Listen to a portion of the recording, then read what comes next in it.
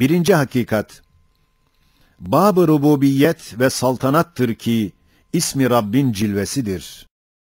Hiç mümkün müdür ki, şe'n-i rububiyet ve saltanat-ı uluhiyet, bahusus böyle bir kainatı, kemalatını göstermek için gayet âli gayeler ve yüksek maksatlar ile icat etsin, onun gayat ve makasıdına karşı, iman ve ubudiyetle mukabele eden müminlere mükafatı bulunmasın ve o makasıdı red ve tahkir ile mukabele eden ehli dalalete mücazat etmesin. İkinci hakikat, Bab-ı kerem ve rahmettir ki, Kerim ve Rahim isminin cilvesidir. Hiç mümkün müdür ki, gösterdiği asar ile nihayetsiz bir kerem ve nihayetsiz bir rahmet ve nihayetsiz bir izzet ve nihayetsiz bir gayret sahibi olan şu alemin Rabbi, kerem ve rahmetine layık mükafat, izzet ve gayretine şayeste mücazatta bulunmasın. Evet, şu dünya gidişatına bakılsa görülüyor ki, en aciz, en zayıften tut. Haşiye 1. Rızkı helal, iktidar ile alınmadığına, belki iftikara binaen verildiğine delili kat'i, iktidarsız yavruların hüsnü maişeti ve muktedir canavarların dıyık-ı maişeti, hem zekavetsiz balıkların semizliği ve zekavetli, hileli tilki ve maymunun derdi maişetle vücutça zayıfliğidir. Demek rızık, iktidar ve ihtiyar ile makusen mütenasiptir. Ne derece iktidar ve ihtiyarına güvense, o derece derdi maişete müptela olur. Ta en kaviye kadar her canlıya layık bir rızık veriliyor. En zayıf, en acize, en iyi rızık veriliyor. Her dertliye ummadığı yerden derman yetiştiriliyor. Öyle ulvi bir keremle ziyafetler, ikramlar olunuyor ki, nihayetsiz bir kerem eli içinde işlediğini bedaheten gösteriyor.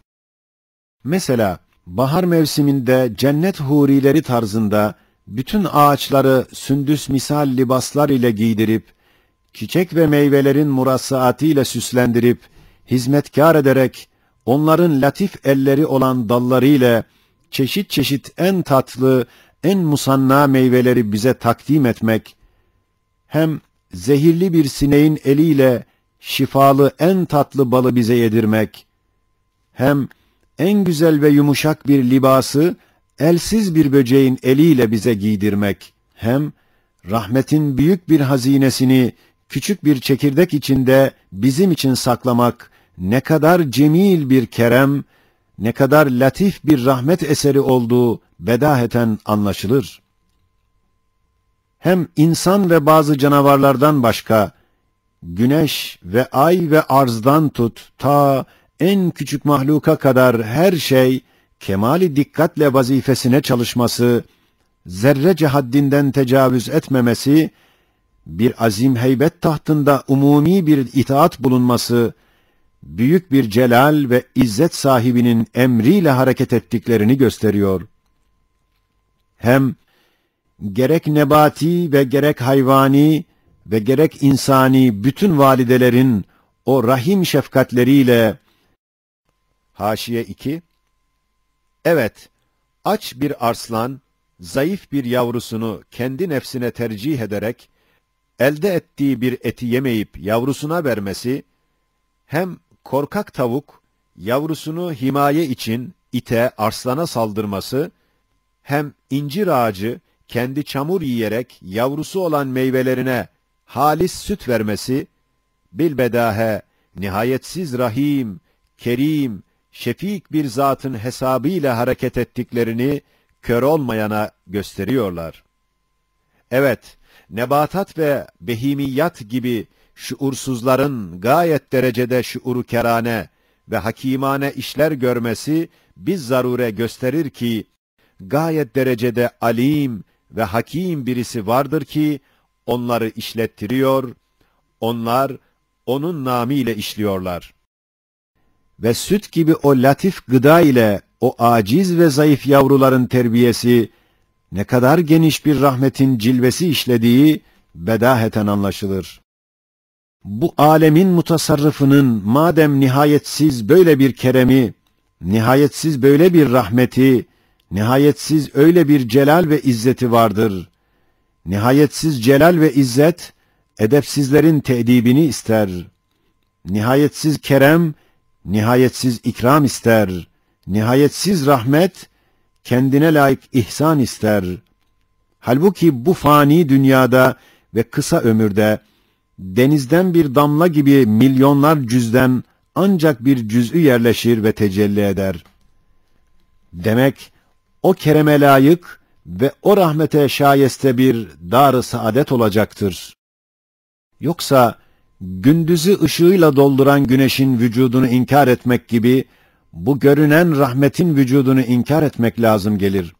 Çünkü bir daha dönmemek üzere zeval ise şefkati musibete, muhabbeti hırkate ve nimeti nıkmete ve aklı meş'um bir alete ve lezzeti eleme kalbettirmekle hakikat-ı rahmetin intifası lazım gelir. Hem o celal ve izzete uygun bir dar-ı mücazat olacaktır. Çünkü ekseriya zalim izzetinde, mazlum zilletinde kalıp buradan göçüp gidiyorlar. Demek bir mahkeme-i kübraya bırakılıyor, tehir ediliyor.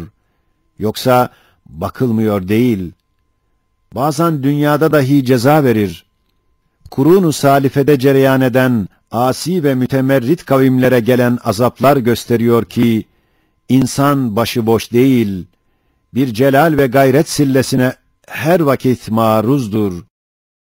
Evet, hiç mümkün müdür ki, insan, umum mevcudat içinde ehemmiyetli bir vazifesi, ehemmiyetli bir istidadı olsun da, insanın Rabbi de insana bu kadar muntazam masnuatı ile kendini tanıttırsa, mukabilinde insan iman ile onu tanımazsa, hem bu kadar rahmetin süslü meyveleriyle kendini sevdirse, mukabilinde insan ibadetle kendini ona sevdirmese, hem bu kadar bu türlü nimetleriyle muhabbet ve rahmetini ona gösterse, mukabilinde insan şükür ve hamdle ona hürmet etmese, cezasız kalsın, başı boş bırakılsın, o izzet gayret sahibi Zat-ı Zülcelal, bir dar mücazat hazırlamasın. Hem hiç mümkün müdür ki, o Rahman-ı Rahim'in kendini tanıttırmasına mukabil, iman ile tanımakla ve sevdirmesine mukabil, ibadetle sevmek ve sevdirmekle ve rahmetine mukabil, şükür ile hürmet etmekle mukabele eden müminlere bir dar-ı mükafatı, bir saadet-i ebediyeyi vermesin. Üçüncü hakikat, bab-ı hikmet ve adalet olup, ismi Hakim ve Adil'in cilvesidir.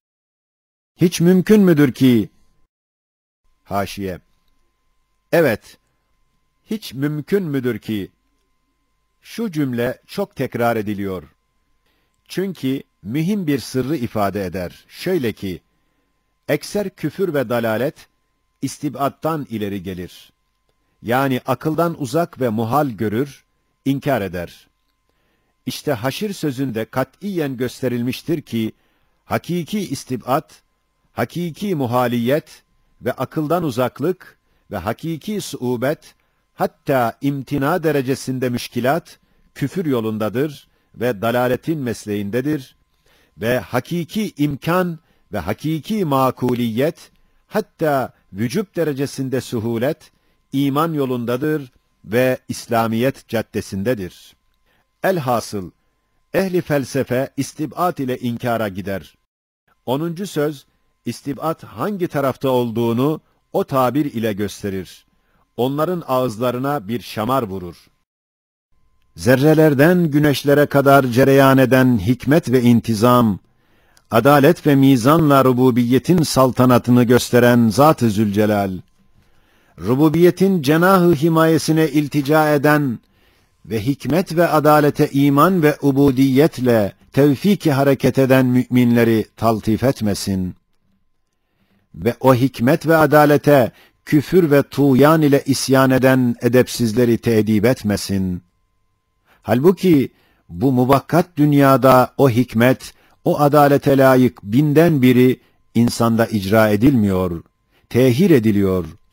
Ehli dalaletin çoğu ceza almadan, ehli hidayetin de çoğu mükafat görmeden buradan göçüp gidiyorlar. Demek bir mahkeme-i kübraya, bir saadet-i uzmaya bırakılıyor. Evet, görünüyor ki şu alemde tasarruf eden zat, nihayetsiz bir hikmetle iş görüyor. Ona bürhan mı istersin? Her şeyde maslahat ve faydelere riayet etmesidir.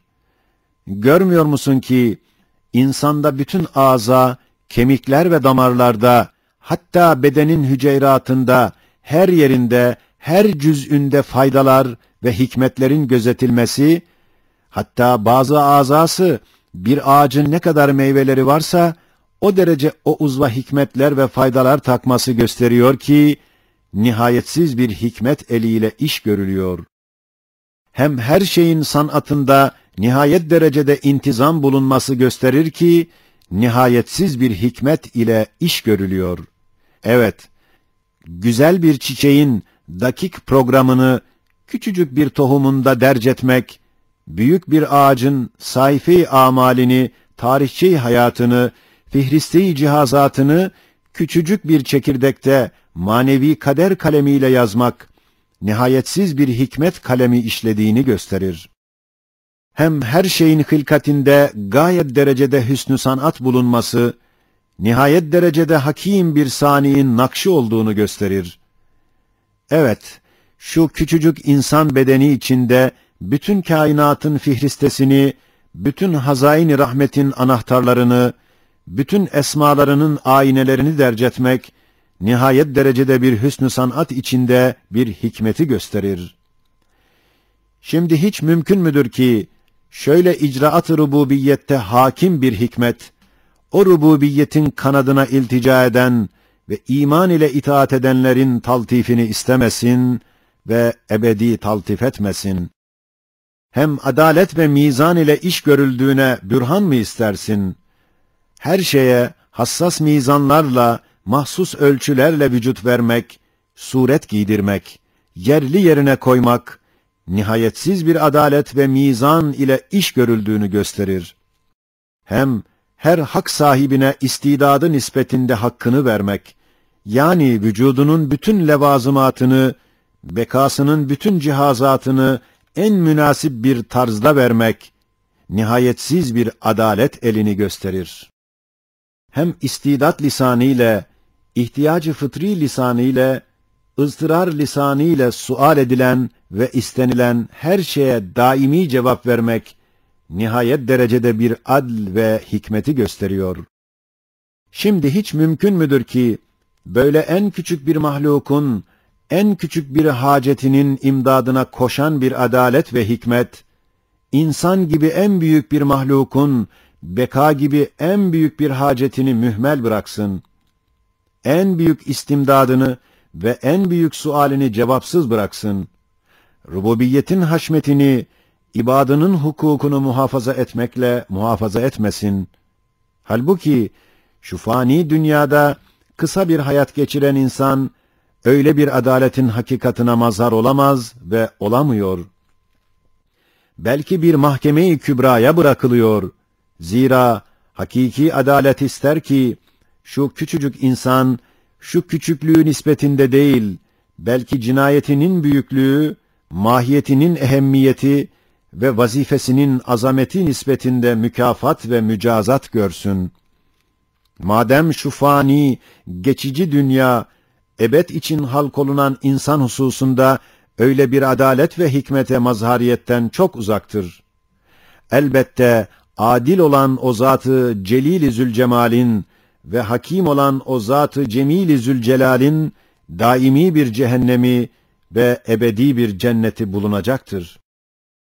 Dördüncü hakikat, Bab-ı Cud ve Cemal'dir. İsmi Cevvat ve Cemil'in cilvesidir. Hiç mümkün müdür ki, nihayetsiz cud-u sehavet, tükenmez servet, bitmez hazineler, misilsiz sermedi cemal, kusursuz ebedi kemal, bir dar-ı saadet ve mahalli ziyafet içinde daimi bulunacak olan muhtaç şakirleri, müştak aynedarları, mütehayyir seyircileri istemesinler. Evet, dünya yüzünü bu kadar müzeyyen masnuatıyla süslendirmek, ay ile güneşi lamba yapmak, yeryüzünü bir sofrayı nimet ederek mat'umatın en güzel çeşitleriyle doldurmak, meyveli ağaçları birer kap yapmak, her mevsimde birçok defalar tecdid etmek, hadsiz bir cudu sehaveti gösterir. Böyle nihayetsiz bir cudu sehavet, öyle tükenmez hazineler ve rahmet, hem daimi hem arzu edilen her şey içinde bulunur bir dar-ı ziyafet ve mahalli saadet ister. Hem kat'î ister ki, o ziyafetten telezzüz edenler, o mahalli saadette devam etsinler, ebedi kalsınlar. Ta zeval ve firakla elem çekmesinler. Çünkü zevali elem lezzet olduğu gibi, zevali lezzet dahi elemdir. Öyle sehavet, elem çektirmek istemez. Demek ebedi bir cenneti, hem içinde ebedi muhtaçları ister. Çünkü nihayetsiz cudu seha, nihayetsiz ihsan etmek ister. Nimetlendirmek ister. Nihayetsiz ihsan ve nimetlendirmek ise, nihayetsiz minnettarlık, nimetlenmek ister. Bu ise, ihsana mazhar olan şahsın, devamı vücudunu ister. Ta, daimi tenaumla o daimi in'ama karşı şükür ve minnettarlığını göstersin. Yoksa zeval ile acılaşan cüz'i bir telezzüz, kısacık bir zamanda öyle bir cudu sehanın muktezası ile kabili tevfik değildir. Hem dahi meşheri sanat-ı ilahiye olan aktar-ı alem sergilerine bak. Yeryüzündeki nebatat ve hayvanatın ellerinde olan ilanat-ı Rabbaniyeye dikkat et. Haşiye 1. Evet, kemik gibi bir kuru ağacın ucundaki tel gibi incecik bir sapta, gayet münakkaş, müzeyyen bir çiçek ve gayet musanna ve murassa bir meyve, elbette gayet sanatperver, mucizekar ve hikmettar bir saniin mehasini sanatını zişura okutturan bir ilannamedir. İşte nebatata, hayvanatı dahi kıyas et. Mehasini rububiyetin dellalları olan enbiya ve evliyaya kulak ver. Nasıl müttefikan Sani-i Zülcelal'in kusursuz kemalatını harika sanatlarının teşhiriyle gösteriyorlar, beyan ediyorlar, enzar-ı dikkati celbediyorlar. Demek bu alemin saniinin pek mühim ve hayret verici ve gizli kemalatı vardır. Bu harika sanatlarla onları göstermek ister. Çünkü gizli, kusursuz kemalat ise takdir edici, istihsan edici, maşallah diyerek müşahede edicilerin başlarında teşhir ister. Daimi kemalat ise daimi tezahür ister. O ise takdir ve istihsan edicilerin devamı vücudunu ister. Bekası olmayan istihsan edicinin nazarında kemalatın kıymeti sukut eder. Haşiye 2. Evet, durubu emsaldendir ki, bir dünya güzeli, bir zaman kendine meftun olmuş adi bir adamı huzurundan tard eder. O adam kendine teselli vermek için, tuh ne kadar çirkindir der, o güzelin güzelliğini nefyeder. Hem bir vakit bir ayı, gayet tatlı bir üzüm asması altına girer. Üzümleri yemek ister, koparmaya eli yetişmez. Asmaya da çıkamaz, kendi kendine teselli vermek için kendi lisanıyla, ekşidir der, gümler gider. Hem dahi kainatın yüzünde serilmiş olan gayetle güzel ve sanatlı ve parlak ve süslü şu mevcudat, ışık güneşi bildirdiği gibi misilsiz manevi bir cemalin mehasinini bildirir ve nazirsiz, hafi bir hüsnün letaifini işar ediyor. Haşiye 3. Ayne misal mevcudatın birbiri arkasında zeval ve fenaları ile beraber, arkalarından gelenlerin üstünde ve yüzlerinde aynı hüsn ve cemalin cilvesinin bulunması gösterir ki, cemal onların değil, belki o cemaller, bir hüsn-ü münezzeh ve bir cemal-i mukaddesin ayatı ve emaratıdır. O münezzeh hüsn, o mukaddes cemalin cilvesinden esmalarda, belki her isimde çok gizli defineler bulunduğunu işaret eder.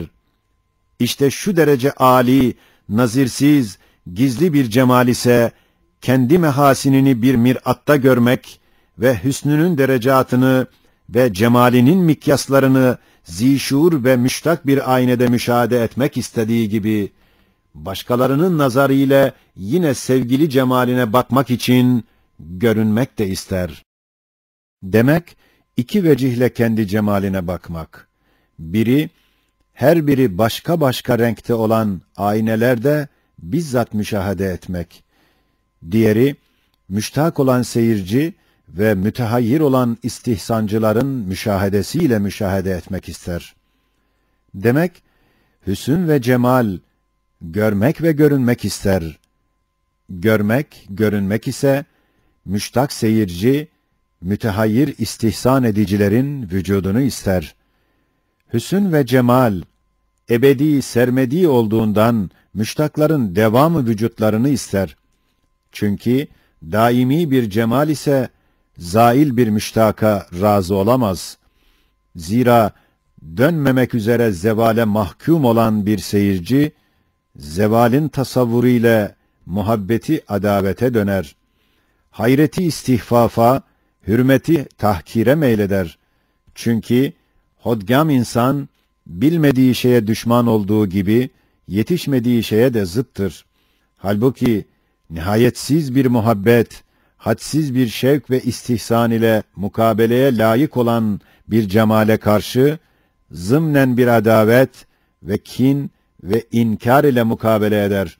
İşte kafir, Allah'ın düşmanı olduğunun sırrı bundan anlaşılıyor.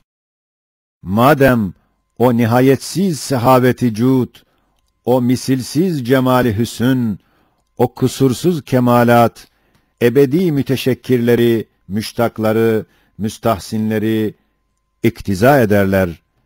Halbuki şu misafirhane-i dünyada görüyoruz, herkes çabuk gidip kayboluyor. O sehavetin ihsanını ancak az bir parça tadar. İştihası açılır, fakat yemez gider. O cemal, o kemalin dahi ancak biraz ışığına, belki bir zayıf gölgesine bir anda bakıp, doymadan gider.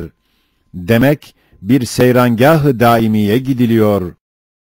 Elhasıl, nasıl ki şu alem, bütün mevcudat ile Sani-i Zülcelal'ine kat'î delalet eder, Sani-i Zülcelal'in de sıfat ve Esma-i Kutsiyesi, dar-ı ahirete delalet eder ve gösterir ve ister.